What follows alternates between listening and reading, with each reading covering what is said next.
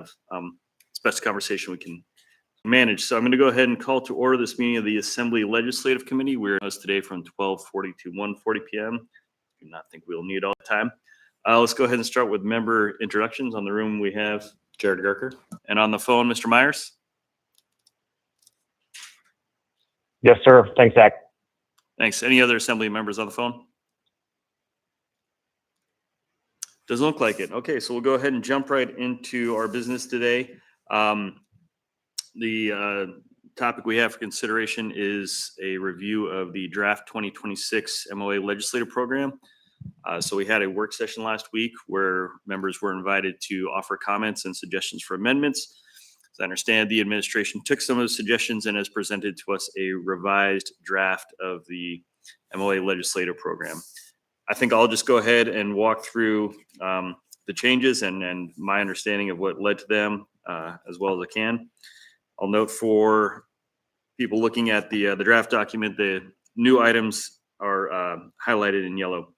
So first on page 2, towards the bottom, we have the Blight Reduction Fund. That category was in the legislative program, the earlier draft, but it was suggested, I believe, by Member Constant that we consider the raising amount to bring it closer into parity with the item above it in the safe category, the APD Real-Time Crime Center Capital. Again, this was a recommendation that came from Member Constant, and I think the argument was that in terms of what do we want to do to impact public safety, these two things perhaps merit closer to equal consideration than what was presented in the original draft. Going on to the next page, on page 3, we have Fund for Unmanned Aerial Systems for Emergency Capabilities. This is a drone program that has been put forward by the Anchorage Fire Department.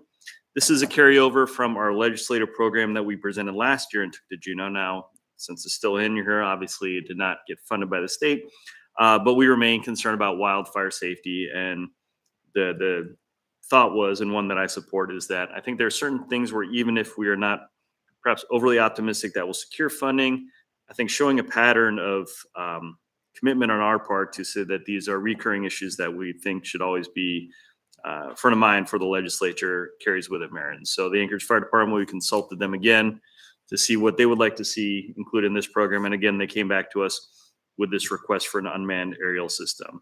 The thought is that I think most utility boot are related to early detection of wildfires, but it could be used for other needs like search and rescue, training, etc.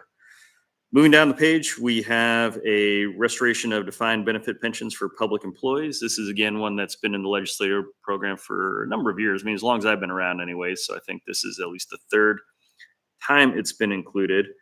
There was a discussion at the work session on whether or not to include it, the thought being that this is would perhaps have a lower chance of success given what we anticipate the focus of the legislature for next year to be. The counter argument being one that this is something we have had as a perennial request. It's been a priority for the Muni for a number of years. And so it made sense to, I think, continue to hold on to the program, although I know there was also some dissent on that. So that is an overview of the changes. And I think since we don't have anyone from the administration present to elaborate, I'll pause there. Certainly, it's going to be a short queue. So if any members have comments or thoughts or edits, feel free to chime in. Okay, Member Gerker. Yeah, just to clarify on the district priorities, we'd sent in, Scott and I had sent in something for the split rail fence and Station 11, the volunteer fire department. Is that's reflected somewhere, right? Yeah, I think we're working off this Word document for the edits, but there is a new version of this glossy that I don't know has been shared with you, but it's definitely in there. It's in there. Okay, just I'm wanted to not confirm. quite sure. Allie's on the phone. Maybe she can explain the process for how members will next see the glossy draft. Yep, I'm happy to share our next steps on the formatted document. We will be incorporating feedback from this committee meeting into that formatted document to be incorporated into your agenda for the December 2nd meeting. So we do intend to distribute that formatted version well in advance of the meeting so that members have the opportunity to prepare amendments. Ally, the District 2 one, the two that they proposed, that's in a document that you're working off of, because I'm pretty sure I saw that. Yes, we have district priorities from District 2, excuse me, and I believe District 6. 5. Yeah. Okay, thank you. And we have District 6 here, and you guys have got your priorities in, but I think just perhaps for the record and the ether, to say that we been requested from Ms. Vinna Clausen is not here to have our priorities in. She didn't mention a hard deadline to me, but I would say probably not any later than the end of the week. Ms. Ross, if you have any additional color to add to that. Yeah, I think it'd be worthwhile today for you all to discuss your process for making amendments and going forward. If Ally should go ahead and put the highlighted things in this document, if there's agreement to put them in the formatted version, or just what the steps will be to make amendments to this, because it is harder. Like we've said before, it's nice to work out the sausage in this room so that once it gets to you on the dais, it's hopefully a unanimous vote, because edits after that become more complicated. Yeah, I think we're in kind of a challenging position here. We don't have a quorum of the legislative committee, so we can't vote. Now, we could make suggestions here. Certainly members, I think, have the option to make amendments on the legislative program at the meeting. Now, I know it's preferable not to, but I would imagine, and certainly if somebody wants to speak to it, they can, but I'm not sure that everything that is in here currently would be universally supported by the members, right? So I think, I'm not sure, given the lack of participation in this meeting, right? I mean, I think if for something like defined benefits that is controversial perhaps amongst the membership, if we took it out of the draft, then other members are going to offer I would anticipate an amendment to put it back in, and perhaps vice versa. So unfortunately, I'm not sure if I see a solution whereby we can fully reconcile this in advance of the December 2nd meeting, because we just don't have really, I think, sufficient membership here to vote or either really get a good sense of the temperature of the body.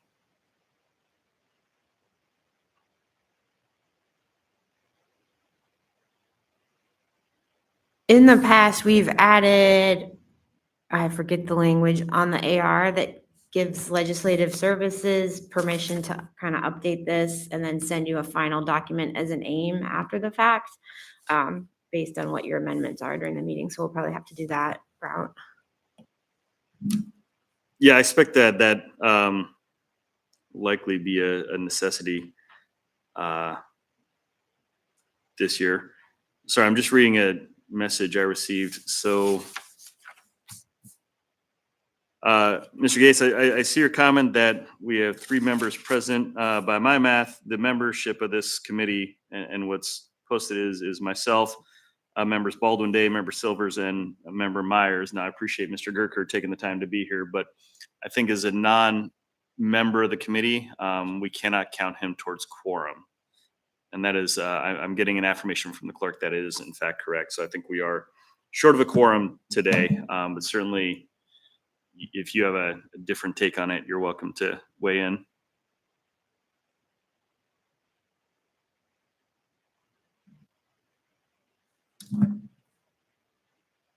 Okay, and I think Mr. Yates has agreed with that interpretation. So let me ask for the members on the phone or in the room, are there any other comments or potential amendments we should anticipate? No, Zach, I would just say thanks for putting the meeting on and having an efficient meeting. Very efficient. Yeah. Thanks for being here, Scott. Boy, if only we could make them all 10 minutes. Mr. Gerker, any additional comments to offer? All right. I guess I'll, Ms. Ross. Well, I'm just thinking about direction to give Ally for next steps. I think it's probably easier formatting wise if she goes ahead and puts these changes in, and then amendments on Tuesday would be to remove anything, because that it's easier to add than subtract when you've got she's trying to get into this 4-page handout. And then I will bug the districts that haven't turned things in.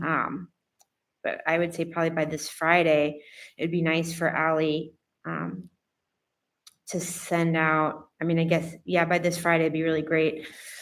So she can send out a draft in advance of the December 2nd, 3rd meeting, so you guys have enough time to review it.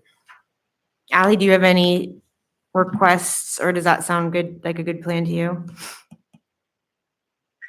I'd like to double check the addendum deadline for the December 2nd meeting, just to make sure that I have enough time to incorporate folks' district priorities, knowing that we are missing our districts. Yeah, we're confirming that it's Wednesday is the agenda deadline because of Thanksgiving next week. So, yeah, people really need to have their district priorities to you by Friday, so you can get it in by Wednesday. Done. Yep. Okay. All right, I'll note we've been joined by the Mayor's Chief of Staff, Suzanne Fleet Green. I guess just to kind of get you up to speed with where we are, we have the draft, the revised draft that was provided to us by Mr. Clada. We kind of walked through it, and to the best of my abilities, I explained the rationale for the changes that are in there. Thus far, there have not been any questions really about what those changes are or much of a take on it. But now that you're here as a resource, Mr. Myers or Mr. Gerker, any questions for the Chief of Staff? Yeah, apologies, Mr. Chair, my last meeting ran way over. So apologies for being late, but the changes reflect the discussion that we had at the last work session. And if you want, I can go through them quickly, but it sounds like you have done that. But I think we have accurately reflected requests that were made at your last meeting, and in particular added the $200,000 for a drone for the fire department to help address wildfire, increased the funding for the blight reduction, and then put in language on defined benefits plan. We did not put in any language regarding education funding, and looking at ASD's legislative program, their number one request was a fiscal plan, and then the language was fairly vague about funding, and so we decided that we would let that lie with ASD and focus on municipal priorities, capital M municipal. Okay, thank you for that. Yeah, I think it's good to point out that the work session, there was a bit of a conversation around education, whether or not it should be included in the program. Now, I hear that argument. I think some other members had suggested we should at least have something there to note the challenges, but nobody has actually presented an amendment at this point. And I'm not bringing one forward here today, so that doesn't necessarily prevent members from offering one as we get towards the second. But I think it would be my hope that if we don't have it now, for the sake of making Ally's job a little easier, it'd be nice to stick with what we have. Okay, any questions for Ms. Fleet Green? All right, well, the legislative program will be back before us on the December 2nd meeting for final amendments and a vote. Also, as a reminder, has been pointed out, please have the district priorities into Ms. Vinna Clausen by Friday, not sooner. And we're asking people limited to 2 for this year. So I think that brings us through the agenda for today. Now looking out, scanning the audience, is there anyone here for audience participation? Yeah, well, it's still going to be 3 minutes, but if you want to walk up, I think.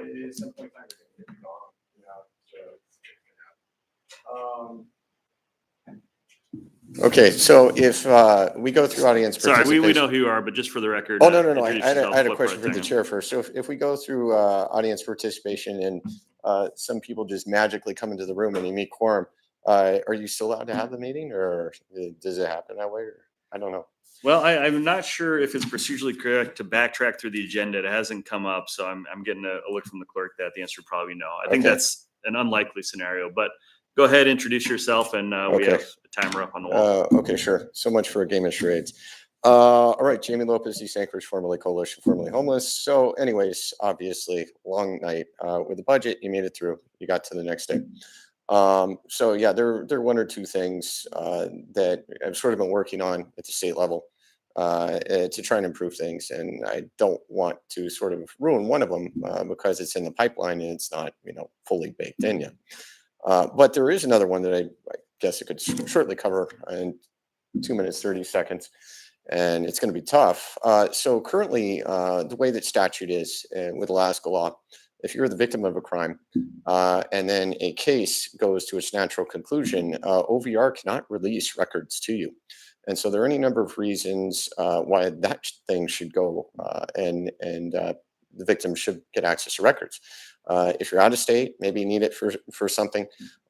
In my case, somebody was put into an apartment next door to me. They had a meltdown within 6 months, got along fine with the guy. But then at 6:20 a.m., my door was busted down with a guy by a guy with a chainsaw in his hand and a meth pipe. And I sort of made it out of that one. But the CCTV footage from the building was scrubbed. And so I was trying to get access to the body cam because that's the only stuff that's out there. And I need to know for certain reasons what somebody's capability is, sans chainsaw, if they're coming at me from the side, the rear, any number of things, or just for general curiosity or other things. And so, I put in a request back in May.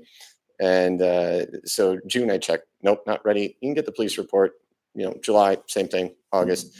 October and go back to records. And I'm like, okay, what is going on here? And, we need to check it out at 6 months. Okay. I just received a letter from APD saying $1,155 for essentially, body cam footage for, I think it's like 5 officers for 1 hour or something to that effect. And it's just ridiculous. What needs to be redacted?